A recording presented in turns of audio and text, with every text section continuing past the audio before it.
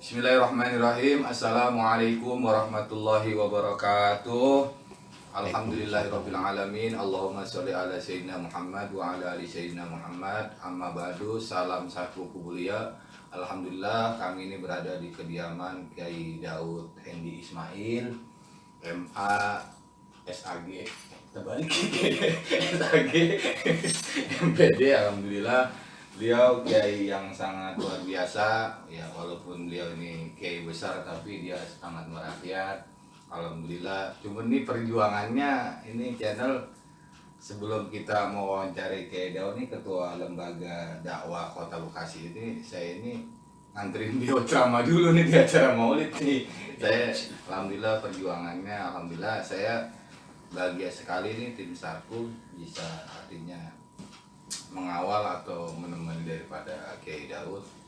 Jadi Pak Kiai, mungkin Pak Kiai sudah tahu bahwa di channel Sarku Kubur Aulia ini, Sarjana Kuburan Cinta Aulia, kami ini berziarah ke makam-makam wali Allah hanya mengucapkan terima kasih Pak Kiai, karena kita kenal Islam berkat perjuangan beliau. Tidak ada dari lain daripada itu, makanya kami mencoba di media sosial ini kepada generasi muda bahwa ziarah kubur ini begini, karena kan sekelas daripada ketua LDN Kota Bekasi ini Kiai Daud Hendi Ismail ini kan, kalau yang langsung ngomong keluar dari mulutnya ya Pak Haji ya, beda sama saya yang baca lendok ini mungkin. Alhamdulillah Pak Kiai, saya sudah kemarin, saya mau izin, saya sudah ke Sekjen LDNU yaitu Ustadz Fahmi Kamit SMSA, sudah kepada Abuya Mirat Samsuri. Saya karena saya mau ketemu langsung sama ketua LD, karena saya di LD juga, memang karena banyak panggilan nih ketua LD. Alhamdulillah saya baru bisa dapat jadwal ini, bisa wawancara. Untuk itu dengan segala hormat kepada ketua saya, kiai saya ya, termasuk orang tua saya juga, panutan saya, untuk kalau kata beliau semuanya sama, tapi kan kita tetap ingin dengar dari daun-daun nasihat dari atau riwayat daripada ziarah kubur. Kami mempersilahkan kepada Kiai. Assalamualaikum warahmatullahi wabarakatuh. Waalaikumsalam. Alhamdulillah, di kesempatan malam hari ini dan izin Allah Subhanahu wa taala, di malam yang teramat spesial, tepat di malam 27 Rajab 1444 Hijriah.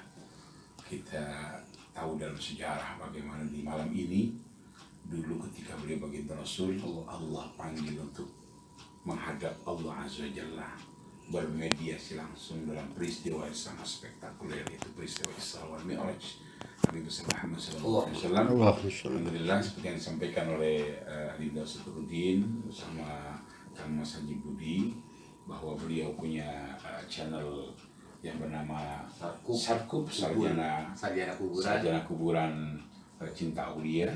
Alhamdulillah dari sore tadi sudah mendampingi saya acara Isra Mi'raj di Masjid Jami Al Jihad.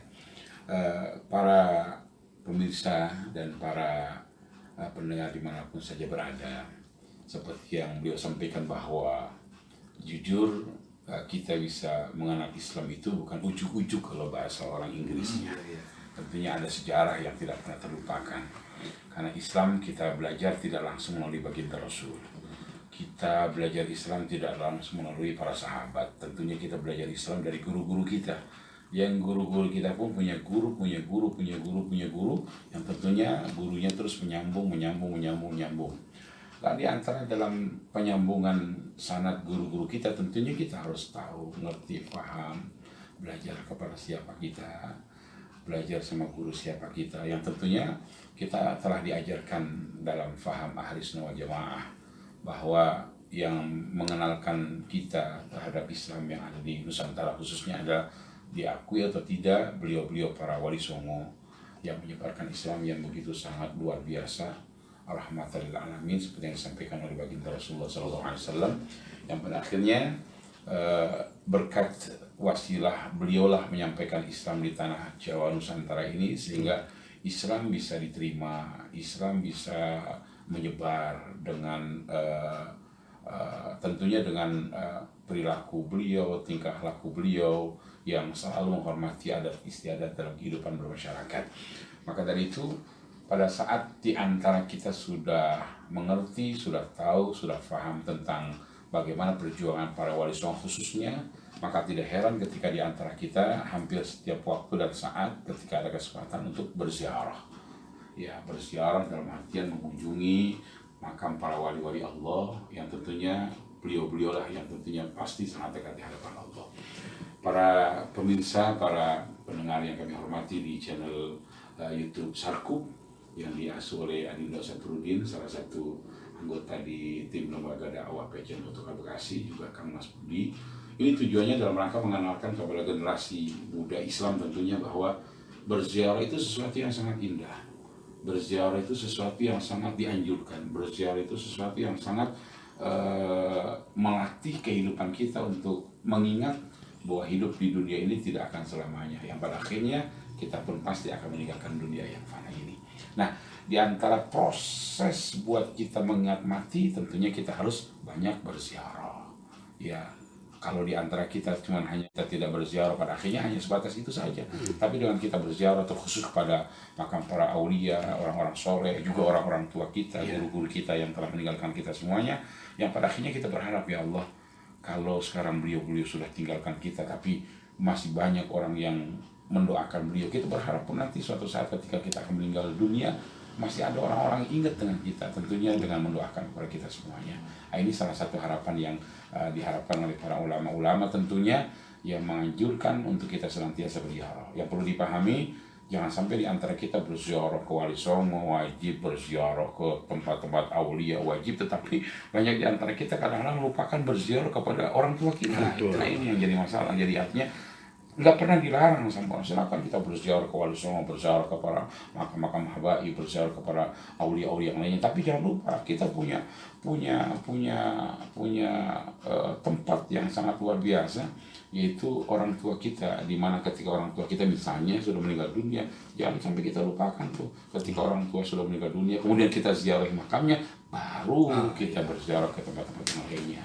Ini yang udah kan kadang-kadang lupa sama orang tua sendiri. Sementara kunci keberhasilan kita, kesuksesan kita itu adanya di orang tua. Mengapa? Sehebat apapun kita, bukan kita yang hebat, tapi demi Allah adalah orang tua kita tercinta. Itu salah satunya begitu. Jadi wali yang paling pertama itu orang tua kita. Itu yang sangat luar biasa. Wali tanpa nama. Wali tanpa nama. Mau diakui atau tidak bahwa kehebatan kita bukan karena kita hebat, tapi kehebatan orang tua, seperti itu. Jadi artinya bagaimanapun nanti kita bisa akan dimudahkan menuju surga, semuanya berawal dari orang tua kita. Karena jujur kita bisa berada di dunia ini bukan karena lahir dari batu, coy. Ridhonya Allah tergantung ridho. Itu bukan kita lahir dari pohon yang besar, tapi lahirnya kita adalah wasilah kedua orang tua kita. Nah, karena kita lahir dari kedua orang tua kita, maka jangan pernah kita lupakan orang tua kita yang masih ada ataupun beliau-beliau sudah meninggalkan dunia yang lain. Luar biasa. Jadi channel Sarkup Kuliah ini bahwa kita lebih abdolnya sebelum ziarah ke makam wali-wali Allah, kita ziarah ke makam orang tua. Ke makam. Bagaimana kalau misalnya orang tua kita, mohon maaf mungkin di antara kita kan yang tinggal jauh, orang tua kita makamnya jauh sampai luar Jawa. Ya, tidak harus setiap tahun. Ketika ada kesempatan gitu, dalam artian ada kesempatan kita ada waktu ya kita berziarah. Jangan sampai ke makam-makam yang tempatnya lain kita bela-belain ngumpulin duit, kita sampai minjem. Sementara untuk orang tua kita kadang-kadang kita sepelekan. Begitu. Karena kata baginda Rasulullah SAW begini ya, ketika dengan kekuatan doa kita, kata beliau baginda Rasulullah, man taraka du'a li walidayni fa innahu yanqatu anhu rizqah. Siapa saja di antara kita yang meninggalkan berdoa buat orang tua kita, baik berdoa langsung kita berziarah ataupun kita berdoa secara langsung, maka secara tidak langsung kata baginda Rasulullah, kita telah memutuskan rezeki yang Allah berikan kepada kita semuanya. Jadi kalau selama ini mungkin kita punya usaha, kita punya jabatan, kita punya kehidupan yang kayaknya selalu susah, kemudian tidak pernah berhasil dan sebagainya, bisa jadi faktornya karena kita lupa berdoa buat orang tua kita. Nah, itu sampai Rasulullah bilang seperti itu. Masya Allah, jadi sangat begitu jelas, artinya ridhonya Allah itu tergantung kepada ridho orang tua. Artinya yang jauh-jauh, emang kebanyakan kita kadang-kadang umumnya pakai ya untuk ziarah ke makam wali-wali itu kita ngumpulin itu kita lakukan pakai ya. Sementara buat orang tua kita sendiri, artinya ini bahwa di yang sakup ziarah kubur ini juga kami juga kata Habib Umar, kata Buya Kiai Mulya Samsuri, bahwa kan kita ziarah kepada yang sudah meninggal dan kepada yang hidup. Betul, betul. Termasuk kepada pakai dan terasa termasuk ziarah juga nih kepada yang hidup. Kalau kata Kiai Buya Mulya Samsuri itu silatul arwah dia, silatul arwah katanya kita. Jadi juga kita nggak semata-mata ziarah kubur pakai, kita juga namanya hidup di alam nyata. Ya kita juga artinya mungkin kan jargon itu pakai udah tahu kalau kagak ada ini kan laya mutu alaya ya pakai kurang bermutu karena kurang biaya. Iya bukan lantas kami ziarah kubur ke orang tua apa kami ini di tim Saku merupakan masalah dunia, enggak, justru itu buat jadi seimbang antara dunia dan akhirat pakai. Jadi menurut Pak Kiai ini tentang perekonomian nih gimana nih kan Pak Kiai selaku di lembaga dakwah Kota Bekasi ini tentang perekonomian buat membangkitkan NU khususnya di Kota Bekasi gimana dia? Untuk bicara tentang ekonomi tentunya ada lembaga yang berkompeten dalam hal ini, Lazistu dan sebagainya. Cuman kita mencoba untuk sebisa mungkin kita untuk bisa berbagi lah. Artinya berbagi bahwa apa yang Allah titipkan kepada kita rezeki, di antara rezeki yang Allah titipkan buat kita kan juga ada hak-hak yang harus kita keluarkan. Di antaranya ya kalau kita memang cinta terhadap organisasi NU, ya jangan kalah dengan mereka yang cinta terhadap organisasi yang lainnya. Ya kita coba untuk mengeluarkan untuk kepentingan organisasi kita. Tentunya dalam hal ini adalah NU tercinta yang kita cintai, yang tentunya sesuai dengan kemampuan kita, kemampuan dalam artian ya tidak banyak, bukan ukurannya kecil, bukan terukurnya, tetapi bagaimana kita bisa memberikan manfaat buat orang banyak. Berkaitan tentang kehidupan ekonomi juga, bahwa berkaitan dengan ziarah seperti itu misalnya. Jadi kalau ada orang-orang yang menganggap bahwa ngapain berziarah ke makam para wali dan sebagainya, satu sisi dalam ekonomi kita lihat beliau meninggal dunia itu sudah ratusan tahun, tetapi beliau bisa membangkitkan ekonomi kehidupan manusia ada sekitarnya. Nggak pernah terbayang bagaimana adanya beliau dulu. Ya, beliau udah meninggal dunia aja masih bisa menghidupkan ekonomi yang ada di sekeliling makam itu. Ya, dengan banyaknya pedagang-pedagang yang ada, dengan banyaknya souvenir-souvenir yang ada, kemudian tempat penginapannya terbantukan. Apalagi misalnya di antar kita kalau berziarah ke makam Mbah Sunan Muria yang ada di daerah Jawa Tengah dekat Kudus itu kan menggunakan misalnya sepeda motor. Itu setiap hari berapa proyek ekonominya. Itu beliau sudah meninggalkan dunia yang fana ratusan tahun, bisa memberikan kehidupan dampak ekonomi yang sangat luar biasa. Artinya bahwa udah meninggalnya dunia aja masih memberikan kehidupan ekonomi yang luar biasa, apalagi dulu masih adanya. Nah, berkiblat dari itulah bagaimana kita nih yang masih ada bisa memberikan kontribusi terhadap kehidupan ekonomi. Ya minimal kita bisa saling bantu di antara satu dengan yang lainnya terhadap jamaah kita misalnya, keluarga, tetangga dan sebagainya, semampu kita gitu, semampu kita, karena prinsip kita yang disampaikan oleh ulama-ulama kita kan khairun nas anfa'uhum linnas, itu sebagai manusia adalah yang ketika bermanfaat buat manusia yang lainnya. Harapan kita seperti itu. Jadi bicara tentang kehidupan ekonomi ya kita berusaha semaksimal mungkin dengan berbagai macam cara, disiplin ilmu masing-masing lah yang punya kebiasaan misalnya berusaha memiliki usaha, ya dengan usahanya mereka berkontribusi, kemudian dengan ilmunya mereka berkontribusi, dengan dakwahnya mereka berkontribusi, yang pada akhirnya kehidupan masyarakat akan menjadi baik seperti itu. Jadi bahwa kata Pak Kiai Daud, para wali-wali Allah itu sudah meninggalnya dia bisa ngasih rezeki. Bisa ngasih rezeki kepada yang masih hidup. Ya, udah meninggalnya ratusan masih bisa itu memberikan rezeki yang masih hidup, dan itu jumlahnya bukan satu dua, ratusan bahkan ribuan, dan itu terus istiqomah itu berjalan sampai saat sekarang itu. Ya sampai sekarang makanya kadang-kadang kita nggak habis pikir ketika orang bilang ngapain ziarah sampai bulan itu nggak ada, kata siapa nggak ada manfaatnya, mereka terbantukan gitu kan dengan kehidupan ekonomi yang orang berziarah dari berbagai macam tempat, nyewa bis jadi laku, nyewa mobil jadi laku, tol pemasukannya juga bertambah gitu kan, apalagi penginapan semakin padat. Ini di bulan-bulan seperti sekarang Rojab, sebenarnya bulan Sya'ban kita dalam bulan Roah, itu sangat luar biasa. Tempat-tempat ziarah wali songo khususnya para habaib dan aulia-aulia itu penuh. Ya kalaupun begitu mereka nggak mungkin nggak bawa rezeki, ya nggak mungkin mereka datang ke situ secara cuma-cuma. Tentunya ketika mereka pengen makan ya harus beli, pengen minum harus beli, menginap ada konsekuensinya. Ya disitulah perputaran kehidupan ekonomi yang sangat luar biasa. Wasilahnya tidak lain tidak bukan adalah peninggalan daripada wali-wali songo, diantaranya dari para habaib untuk mengajarkan kepada kita pentingnya bagaimana berkehidupan masyarakat untuk memberikan kontribusi dan bermanfaat bagi lingkungan masyarakat yang banyak yang ada sekitar kita, seperti itu. Artinya gini ya Pak, ya bisa diambil kesimpulan bahwa orang itu baik atau tidak ketahuan pas sudah meninggal dunia. Udah meninggal dunianya, gitu lah. Ya, itu yang paling penting kita. Ya minimal beginilah.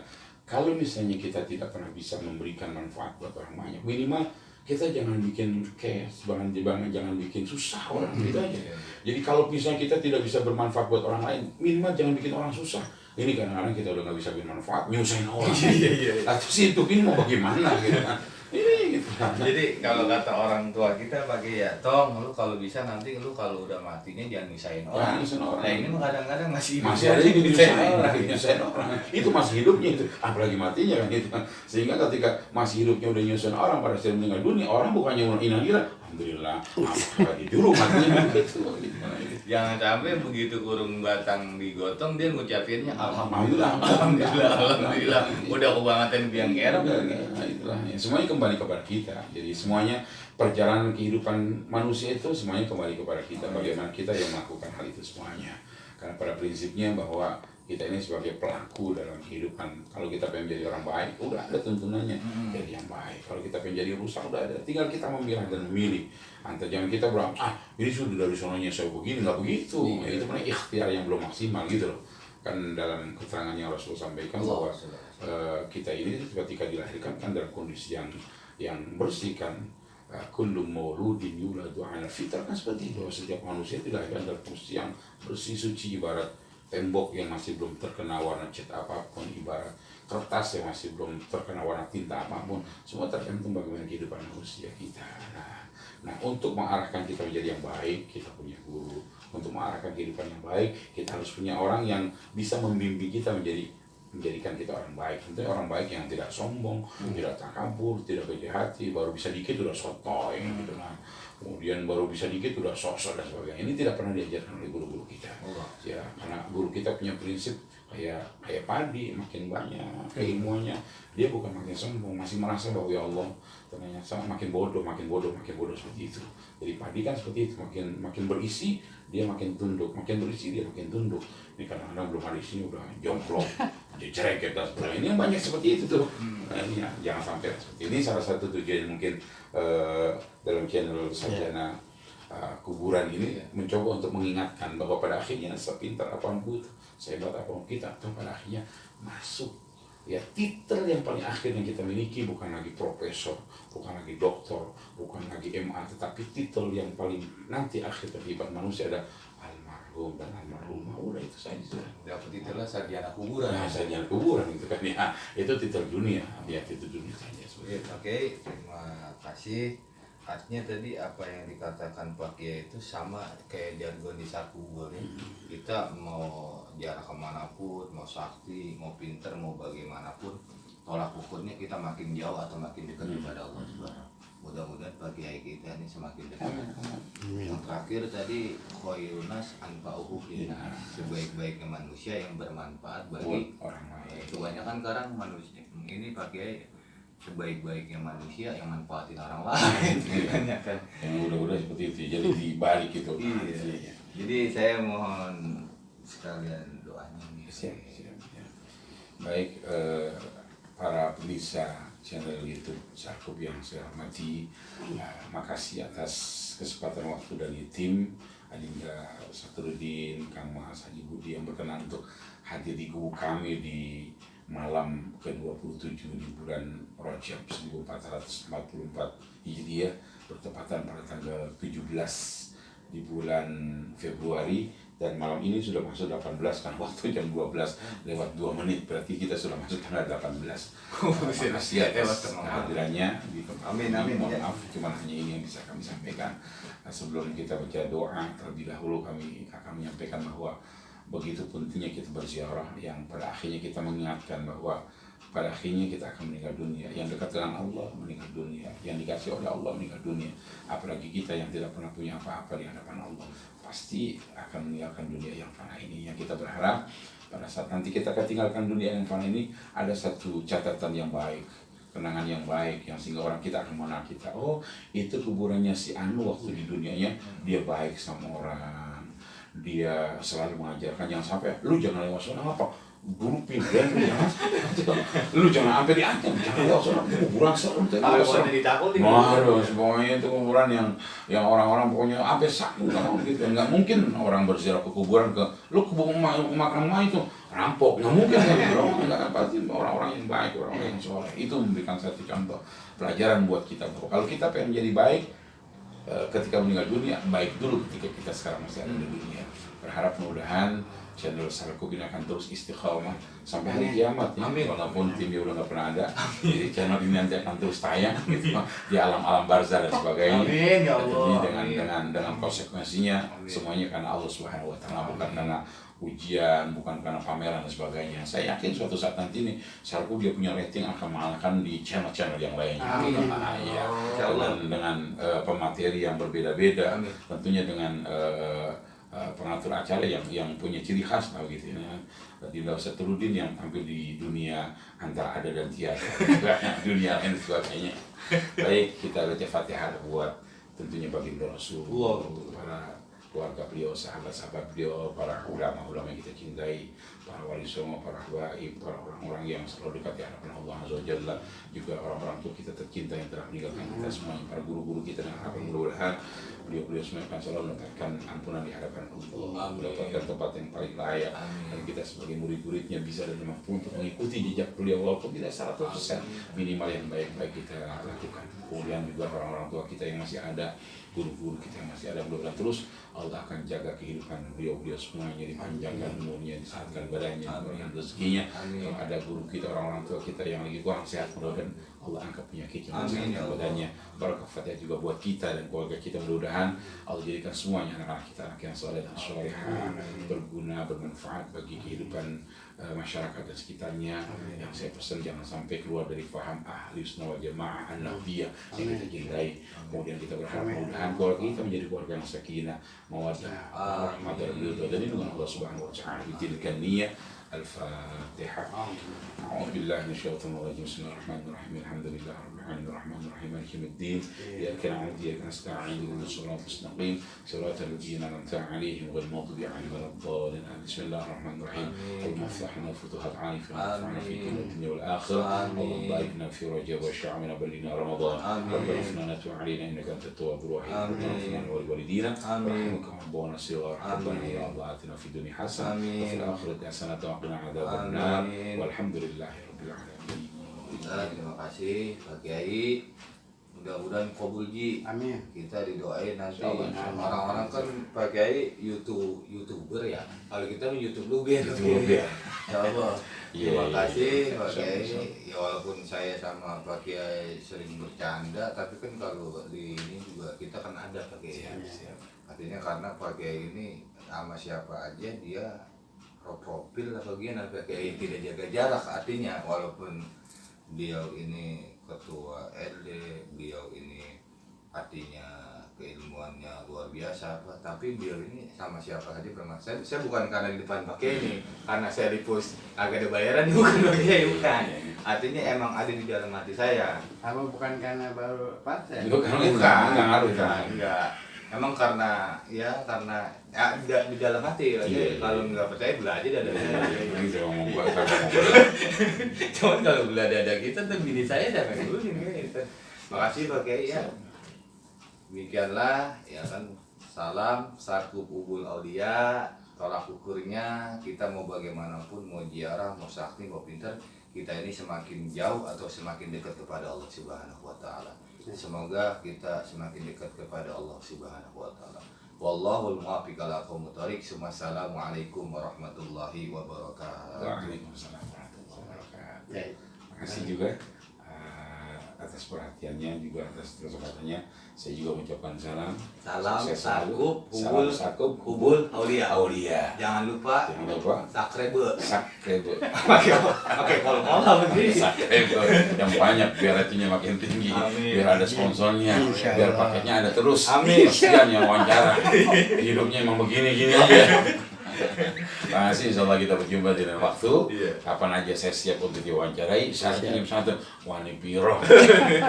Saya Allah maafi. Assalamualaikum warahmatullahi wabarakatuh. Assalamualaikum warahmatullahi wabarakatuh. Salam sahabat Elenu Kota Bekasi. Ini Anwar kita wawancarain. Ini dukung channel kami nih. Subscribe. Iya. Sekjen kemarin udah Pak Sekjen. Oke, siap. Rasul dan kita sebagai umat untuk melaksanakan ibadah puasa. Yang puasa itu tinggal menghitung waktu. Ramadan sudah diambang pintu. Kalau kata anak-anak kita yang ada di depan tanya, "Kau, lu tahu Ramadan udah dekat?" Tahu. Dari mana taunya? Coba lihat di TV. Kalau udah banyak iklan sirup, ini berarti Ramadan sudah dekat. Kalau udah mulai iklan biskuit, ini berarti Ramadan sudah diambang pintu. Nanti ketika di pertengahan Ramadan ganti iklannya, sarung, persiapan buat sholat. Marjan sirup posisi terdepan.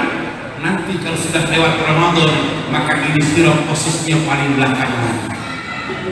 Ibu hadirin yang berbahagia, apa artinya? Ketika Allah Subhanahu wa Ta'ala memerintahkan baginda Rasul dan umatnya untuk melaksanakan ibadah puasa, Allah tidak panggil Nabi secara langsung. Cukup malaikat Jibril menyampaikan wahyu dalam Al-Quran yang kita semuanya hafal. Bismillahirrahmanirrahim. Ya ayyuhalladzina amanu kutiba alaikumus syiyamu kama kutiba alal ladzina min qablikum la'allakum tattaqun. Ketika Allah Subhanahu wa Ta'ala memerintahkan baginda Rasul dan kita sebagai umatnya untuk melaksanakan ibadah haji, yang haji ini pun tinggal menunggu waktu. Allah tidak pernah panggil Nabi secara langsung. Cukup malaikat Jibril menghampiri baginda Rasulullah menyampaikan dalam firman yang berbunyi, walillahi 'alan nas hajjul baiti man istata'a ilaihi sabila. Begitu juga ibadah-ibadah yang lainnya. Tapi beda ketika Allah Subhanahu wa Ta'ala memerintahkan baginda Rasul untuk melaksanakan ibadah sholat, maka Allah langsung panggil beliau baginda Rasulullah menghadap Allah Subhanahu. Ibu hadirin jemaah, para tamu undangan, para guru-guru, para habaib yang sangat kita cintai. Artinya apa? Ketika di saat kita Ramadan telah tiba, malam harinya kita sudah niat bersama, tahu-tahu pagi hari kita ada udzur syar'i tidak melaksanakan ibadah puasa sebab sakit misalnya, atau perjalanan teramat jauh contohnya, atau ada udzur-udzur yang lain umpamanya, maka kata guru-guru kita sebagaimana dalam kitab fikih dijelaskan, boleh kita tidak melaksanakan ibadah puasa, tapi syaratnya mengganti pada hari-hari yang lain. Ketika di antara kita kumpul malam hari ini di Masjid Jami Al-Jihad, ibu-ibu ada di luar pengen banget melaksanakan ibadah haji. Saya tanya dulu, mohon maaf kita yang di dalam, mohon maaf, kira-kira pengen gak kita melaksanakan ibadah haji? Ini yang datang hampir 651 orang, yang jawab pengen baru 202. Ibu-ibu yang ada di luar kira-kira pengen gak melaksanakan ibadah haji? Ibu-ibu yang ada di luar pengen gak bisa melaksanakan ibadah haji? Padahal yang datang cuma 350, yang jawab sampai 2000 orang. Ibu-ibu begitu kompak. Ketika di antara kita pengen melaksanakan ibadah haji, pertanyaan kedua kata guru-guru kita, udahlah. Terkadang di antara kita merasa, ya Allah, kayaknya kalau buat ibadah haji saya susah. Kok susah? 80 biaya. Hadirin, bicara tentang melaksanakan ibadah haji, mohon maaf, ini haji bukan untuk orang-orang yang memiliki harta, ini haji bukan untuk orang-orang yang jadi pemimpin, ini haji bukan untuk orang-orang pengusaha. Tapi mohon maaf, haji ini merupakan panggilan panggilan yang Allah berikan buat kita. Artinya jangan pernah kita merasa putus asa. Walaupun di antara kita bisa jadi ekonominya belum mampu, rezekinya belum ada, uangnya belum terlihat, tapi manakala sudah panggilan Allah, hal yang mustahil bagi manusia tidak pernah akan mustahil bagi Allah. Alhamdulillah, pemerintah kita telah menetapkan biaya ongkos ibadah haji tahun 2023 hampir kurang lebih berapa? Sekitar 50 juta. Apa sebabnya kok naiknya luar biasa? Emang separuh apa-apa naik, hotel naik, ongkos naik. Ya. Ustaz, kasihan tuh saudara saya 15 tahun nungguin ketika panggilan haji, tahu-tahu pada saat lunasi duitnya belum ada. Berarti secara kategori belum mampu. Kalau belum mampu bagaimana? Nunggu deh nanti di tahun 2024. Hadirin jemaah yang berbahagia, ketika di antara kita sudah mendapatkan panggilan Allah Subhanahu wa taala, insya Allah walaupun secara ekonomi kita belum ada, Allah akan kabulkan segala niatnya kita. Saya teringat begini hadirin, ketika suatu saat para sahabat-sahabat yang mereka tidak pernah memiliki harta yang banyak, mereka tidak pernah memiliki duit yang cukup. Mohon maaf kalau bahasa kitanya orang Bekasi, boro-boro buat haji makan aja susah. Ini orang-orang yang tidak pernah memiliki apa-apa, suatu saat para sahabat yang secara ekonominya nggak mampu curhat di hadapan baginda Rasul. Curhatnya begini, ya Rasul, kalau orang-orang kaya sih punya duit banyak, mau kemana aja enak, mau bersedekah di mana aja duitnya banyak, bolak-balik dari Mekah dari Madinah mau ke Mekah melaksanakan ibadah haji dan umrah bisa. Ini kami nggak punya apa-apa ya Rasul. Kami pengen kayak orang-orang yang duitnya banyak bisa bolak-balik melaksanakan ibadah haji dan umrah. Kira-kira ya Rasul, kata sahabat yang nggak punya apa-apa, adakah nanti pahala yang Allah berikan kepada kami walaupun kami tidak pernah melaksanakan ibadah haji dan umrah? Kata baginda Rasul, ada pahala-pahala yang Allah akan berikan kepada engkau walaupun kau belum pernah melaksanakan ibadah haji dan umrah, tapi Allah akan berikan pahala seperti melaksanakan ibadah haji dan umrah. Apa di antaranya? Lewat kajian-kajian di Masjid Jami Al-Jihad yang kita cintai ini, kita sering mendengar lewat guru-guru kita menyampaikan Rasulullah bersabda dalam hadisnya, bahasa terjemahnya begini: siapa saja di antara kita yang melaksanakan sholat subuh berjamaah di masjid, selesai sholat subuh tidak bergegas untuk pulang ke rumah, dia lanjut dengan baca Quran misalnya, berzikir contohnya, taklim umpamanya, sampai waktu sholat duha dia tutup dengan melaksanakan sholat duha walau rakaataini, walaupun cuma 2 rakaat, maka pahala yang Allah berikan untuknya seperti orang yang melaksanakan ibadah haji dan umrah aman sempurna. Ini pertanyaannya yang jadi masalah nih, kata pembawa acara tuh ada kelas saya di Pondok Pesantren Koyo. Masalahnya bukan kita sholat subuh berjamaah di masjid sampai selesai melaksanakan sholat duha. Yang terjadi dalam kehidupan kita, berapa banyak kita melaksanakan sholat subuhnya di waktu duha. Jadi bukan sholat subuh di masjid sampai waktu duha, tapi yang banyak sholat subuhnya di waktu duha. Berarti kalau sholat subuhnya di waktu duha bagaimana kira-kira? Berarti kan subuhnya kesian. Ibu hadirin jemaah yang dimuliakan oleh Allah Subhanahu wa taala. Maka kembali apa yang saya sampaikan, artinya apa? Manakala di antara kita pengen melaksanakan ibadah haji sementara uangnya belum ada, rezekinya belum cukup, ekonominya belum mampu, maka kita tidak wajib untuk melaksanakan ibadah haji. Tapi kita harus yakin suatu saat nanti dengan panggilan Allah, mudah-mudahan yang haji pada kesempatan malam hari ini, baik bapak-bapak yang ada di dalam, ibu-ibu yang ada di luar, rekan-rekan remaja yang ada di luar masjid, mudah-mudahan suatu saat nanti kita dipanggil untuk bisa melaksanakan ibadah haji ikhlas dan ridhonya, walaupun saya tidak sebutkan satu persatu namanya, namun tidak mengurangi rasa hormat dan takzim saya kepada beliau-beliau yang hadir. Jadi doa untuk semua guru-guru kita, mudah-mudahan Allah Subhanahu wa taala selalu panjangkan umur-umur beliau dalam keadaan sehat walafiat. Wabil khusus yang sama-sama kita hormati dan kita muliakan Ketua DKM Masjid Jami' Al-Jihad Akhirah dan Makbul Al-Ustaz Kanda Haji Marzuki beserta para pengurus yang lain. Ibu hadirin jemaah Majlis Peringatan Isra wal Mi'raj yang senantiasa dicintai dan dimuliakan oleh Allah Subhanahu wa taala. Malam hari ini alhamdulillah dengan izin Allah Subhanahu wa taala tanpa terasa kita berada tepatnya di malam yang penuh dengan sejarah dan kehidupan manusia. 1500 tahun lebih kita teringat akan sejarah yang tidak pernah akan terlupakan.